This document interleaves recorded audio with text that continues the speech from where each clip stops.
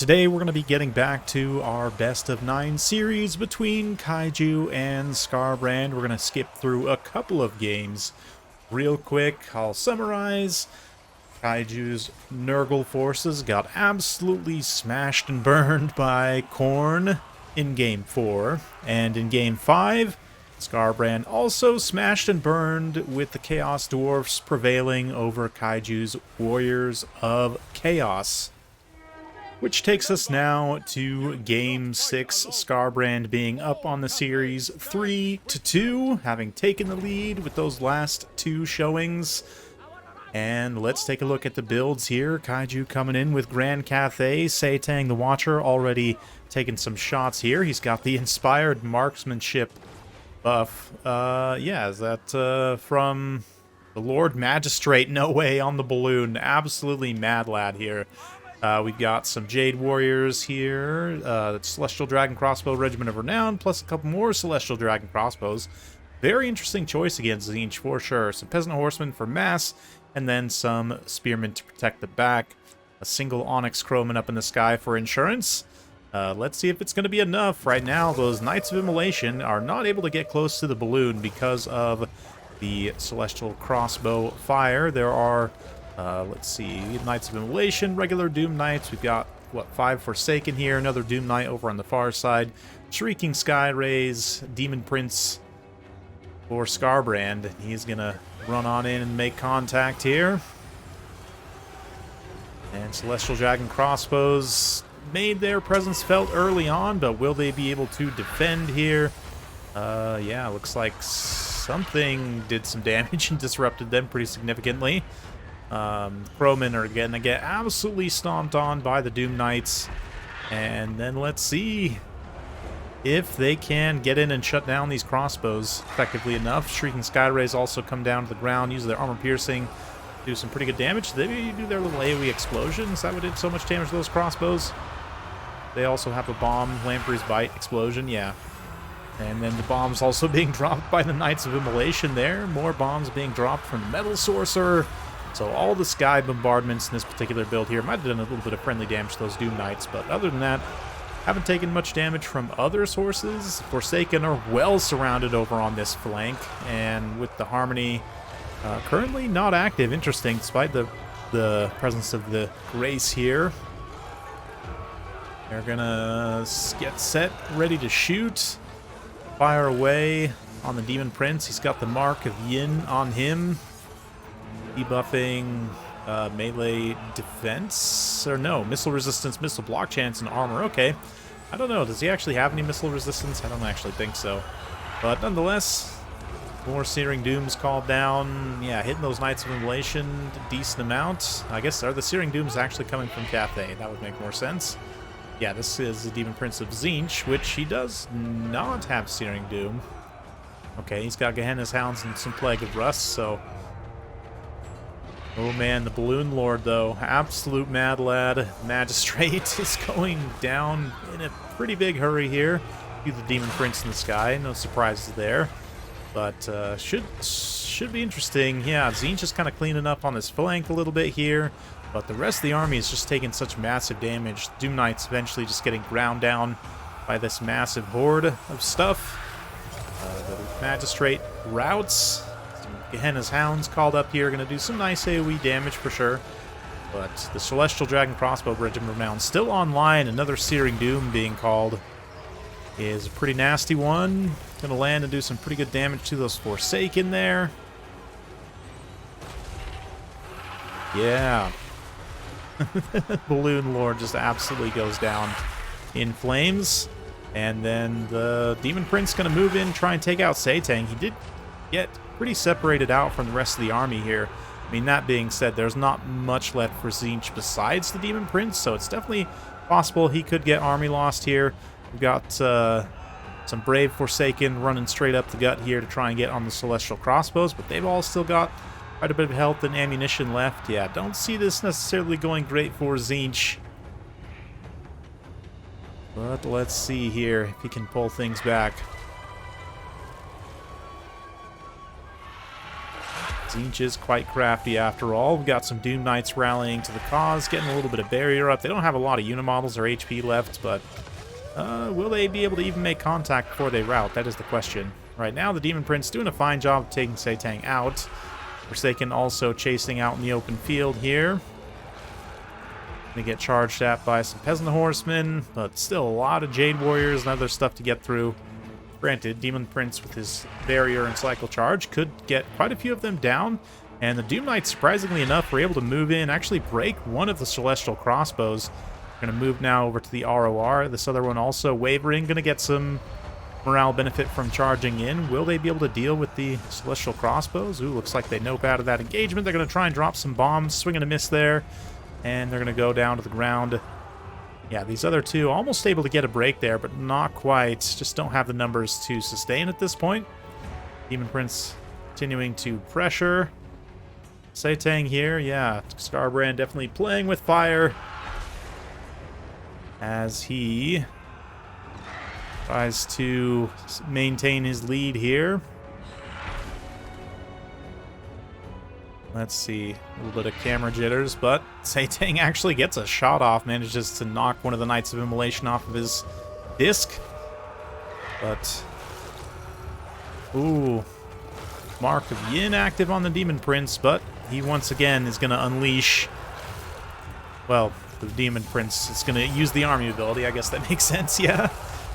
Nice bombardment from the sky. Going to do tons of damage there. Just knocking out quite a bit of those Jade Warriors. That's definitely a way Tzeentch can try and maintain some type of ability to respond here. Ooh, they do actually break one Celestial Crossbow with that Knights of Immolation. Going to come in and clean up some routing units, despite only having about, what, less than 500 effective HP there between the barrier and their hit points. Demon Prince is relentless, so I'm surprised actually how well Skarbrand has been able to just kind of scrap here. He's not hearing no bell and just continuing to fight it out, and the balance of power is moving back towards even a little bit as Cathay's leadership is starting to waver in many instances with the loss of the Lord, lost the single entity stopping power. Yeah, missile units are also, all these expensive crossbows are actually down. Despite those Doom Knights just barely shattering, they were able to move in and break the Regiment of Renown here. Grace of Kuai Yin. Apologies if I'm pronouncing that wrong, but anyway, Knights of Immolation move in also. They're going to try and finish this Celestial Crossbow, so Skarbrand just absolutely scrapping right now. Not taking it quietly and just continuing to fight. Again, his Golden Hounds unleashed. Are they actually like hounds made of molten gold? Is that what it is? Anyway, very cool. The Demon Prince and Tzeentch also continuing to fight it out, but Tzeentch's basically done. I mean, he does have crumbling, right? Because he is an elemental or a construct. But wow, even some Forsaken coming back to fight.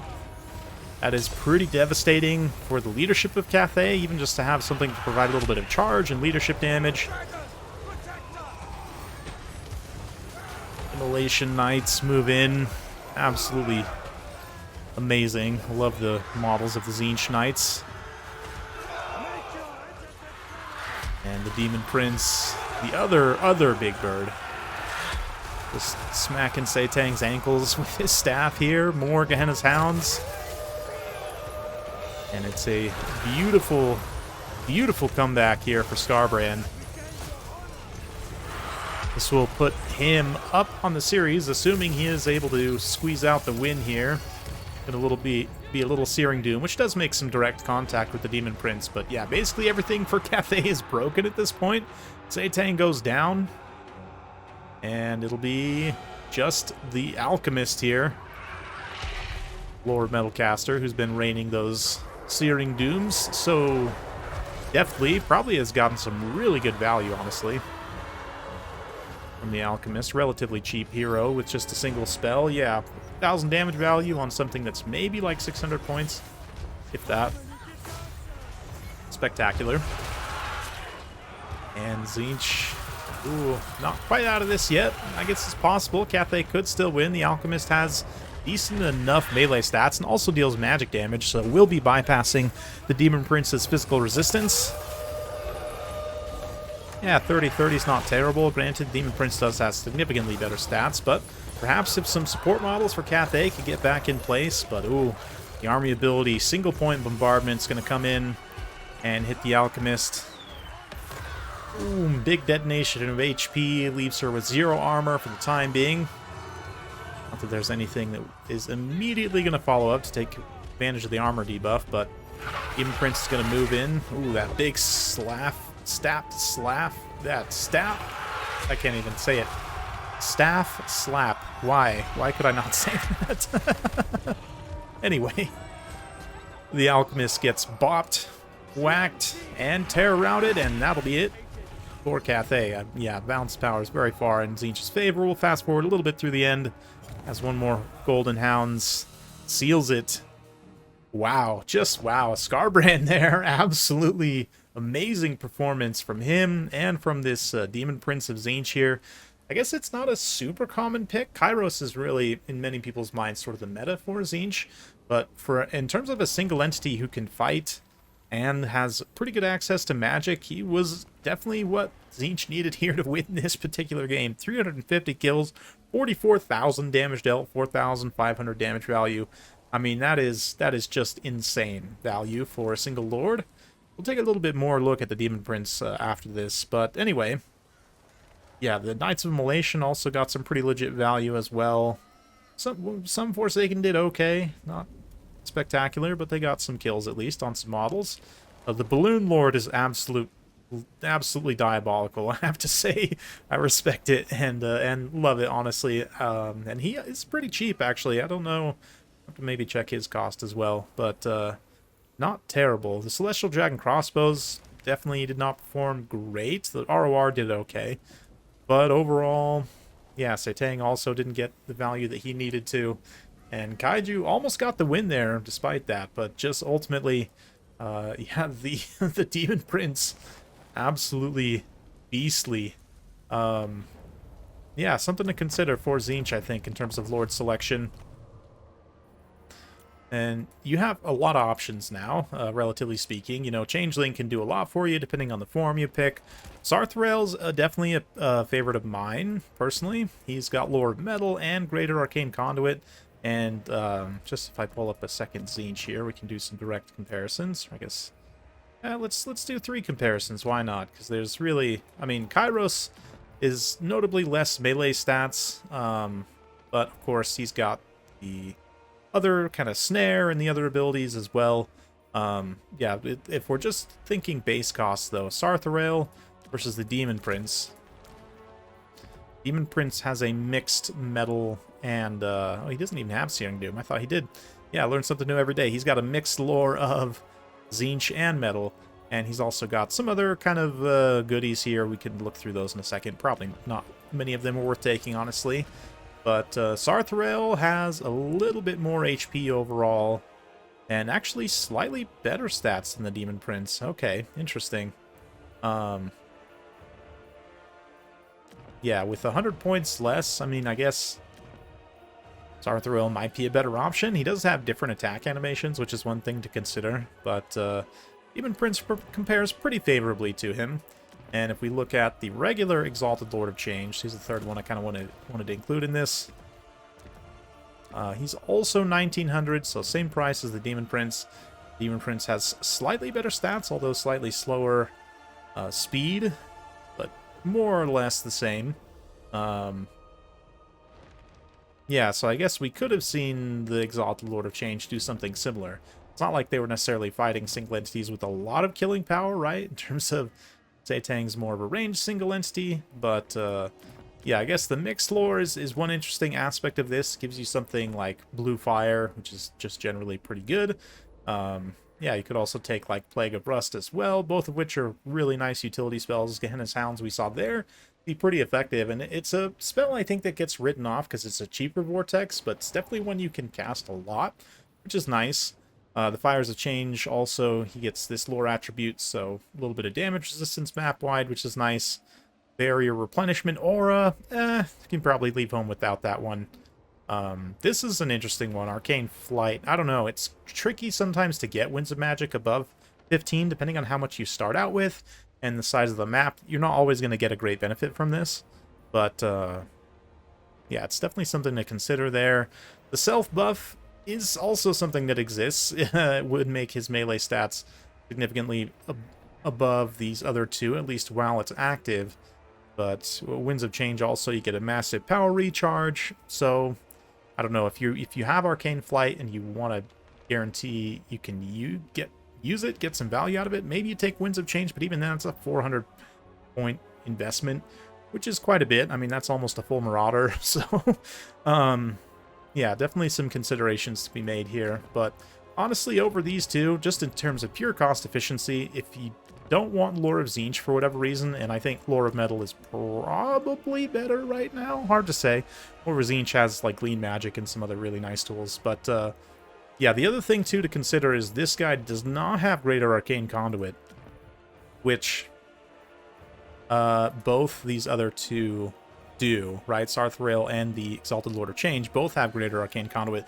Exalted Lord of Change also has the Summon, which gives you a unit of Furies, which is quite nice. It's 200 points, so you're getting a temporary Fury at a discount, basically. And the Staff of Change, it's not something that you can very reliably, like, target.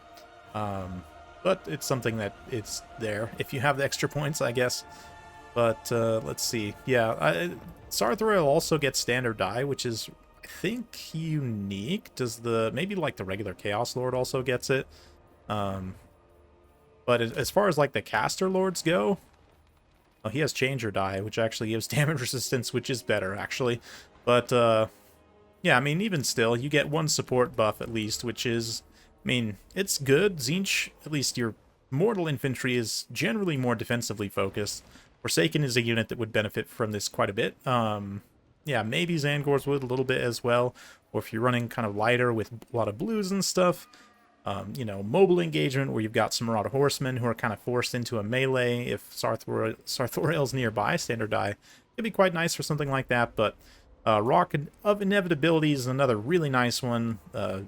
Area of Effect debuff with melee defense, speed, and charge. So Sarthrail really, as far as Tzeentch Lords go, has the whole package, right? He's got the Greater Arcane Conduit for boosted Lore of Metal, which is one of the best lores in the game.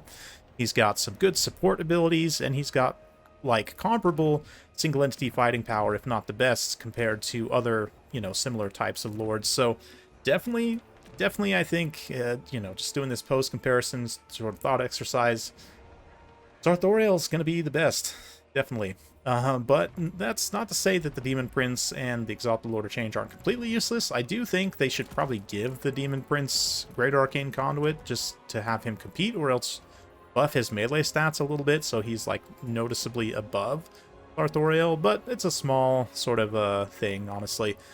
Anyway, hopefully you guys enjoyed this. If you like this sort of content, be sure to like, subscribe, hit that bell notification button.